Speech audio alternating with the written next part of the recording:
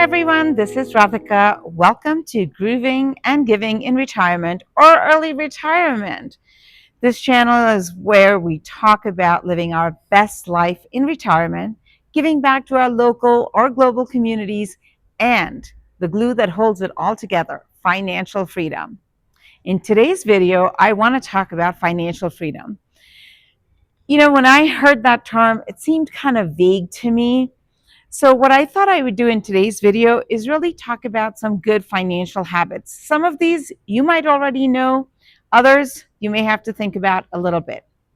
My story is that I retired at 49 and a half from my 23-year-long career to focus on my passion project, my NGO that I started in 2012, A Childhood for Children. I will put a link in the comments below. If you are interested, please check us out. All right, so in today's video, we're talking about financial freedom. Here is something that you will hear me say over and over and over again. Know your numbers. When I was working and we'd have to track all these things like KPIs and year-over-year changes, one of the things I learned is you tend to focus on the thing you track. It's kind of the same thing when you're on Weight Watchers or some diet program. They want you to record all the calories you've consumed. Why? Because when you put pen to paper, you tend to know what's going on. I will say it again. When you put pen to paper, you know what's going on and you focus on what you want to improve. So know your numbers. That is if there was nothing else you took away from this video, please know your numbers. To know your numbers, that means you need to track your numbers. Track them regularly, track them monthly, track them quarterly. You don't have to do this every single day, but please track your numbers. Track your savings, your spendings, and your investments. One of the best ways you can retire early is to save, to invest. It is not enough that you make a ton of money, but you don't save it or you don't invest it. For us regular people, you got to make the money, you got to save the money, and you got to invest the money.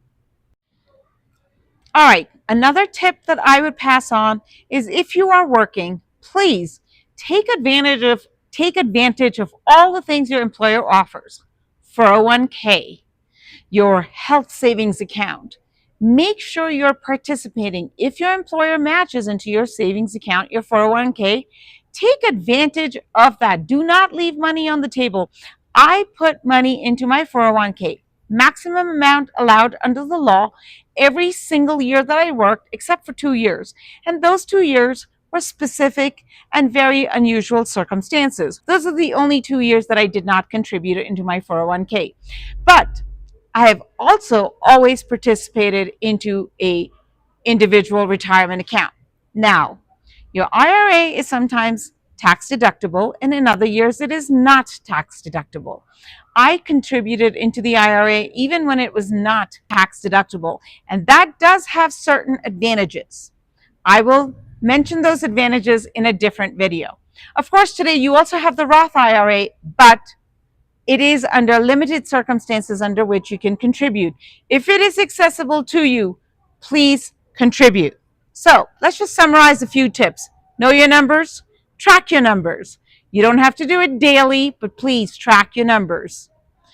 Review those numbers. Don't just track them for no reason. You've got to also review them. Participate in any program your employer offers that helps you. Don't leave money on the table. So 401k plan, health savings account, these are important things to participate in. Contribute to an individual retirement account or a Roth IRA, even if, for your traditional IRA, even if it's not deductible, please contribute because it'll benefit you later. When you go to withdraw that money, it's going to benefit you. Other things that you want to think about, and this is an important one. So, if you like doing specific things or you have some specific needs like handbags or shoes, for me, it is travel. And I will say I do like wine. I like to study it. I like to travel for wine. Budget that into your annual expenses. If you like to travel, budget that in. If you like shoes, budget that in. If you like designer clothes, budget that in. But just remember a couple of things. All of these things are fleeting. They don't necessarily always add value. So figure out what adds value to you. And by value, I do mean what adds happiness to your life. Okay, a couple other things that I want to just add for you guys to consider. Be creative in the way you think about things. Not everything has to be cash out of your bank account. So, for instance, I love to travel. I use points to travel a great deal. Now, when I travel internationally and it's a long distance trip, I tend to use my points, and those have come in handy. I can't remember the last time when I did a long haul flight where I had to pay for it myself. Now, of course, when I traveled for work, my employer paid for my flights, which then gave me miles, and that I used to travel elsewhere. Also, please keep in mind that there are credit cards that offer points, but please be careful in how you use your credit. Pay off your credit cards monthly. I know I get this question a lot like, oh, can I just use my credit card to fund my travel and my fun stuff? No, the credit card interest rates are crazy at 25, 26, 29%, at least in the US. And I know in other countries, we just ran into people from the UK. They don't really have this kind of consideration whether you can use credit cards to get points to travel. We're very fortunate to have these kinds of programs in the US. Use them to your advantage. One other thing I'd say is that we paid off our mortgage a lot sooner than we needed to, and that was a good thing for us. So we prefer to be debt free. We continue to live in our house that we bought in 2000. I'm shooting this video in February 2025, and we continue to own that same house, and we paid off our mortgage a long time ago, which makes it very easy for us. So please take that into consideration and budget that in. Pay extra into your mortgage, pay off your debt. If you have student loans, pay off your debts. Okay, now I want to say something. Travel is something that I just love, and I have loved it forever. We've been traveling for a long time. I've been with my husband a long time. We both love traveling. I think we've traveled to over 60 countries, but there are things that I did have to give up along the way. One thing I will tell you, when you have to give up something, know that it is not forever. All right. One last thing I'd say. I have said that you really need to, well, you need to earn money, of course, then you need to save it and you need to invest it. So a lot of people have a lot of confusion about how do they get started with savings? Do you need to have an advisor? What do you need to be doing?